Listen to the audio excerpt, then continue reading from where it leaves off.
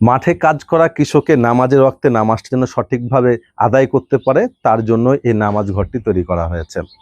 আমার পেছনে বিস্তৃত ভূমি, যেখানে কৃষকেরা চাষাবাদ করেন। ব্যস্ত রাস্তা, দুই পাশে দিগন্ত জোড়া ফসলের ক্ষেত।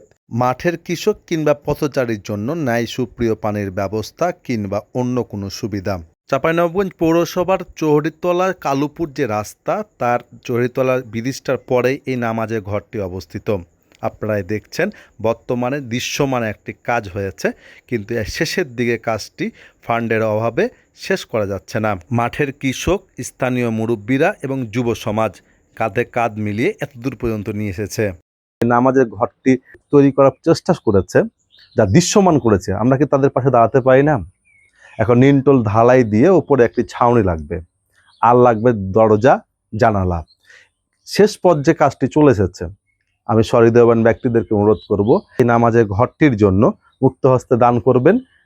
ধন্যবাদ জানাচ্ছি প্রবাসী বন্ধু যুবক হুমায়ুন কবির ভাই ও তার সাথীদেরকে, যারা সুন্দর উদ্যোগটি গ্রহণ করেছেন।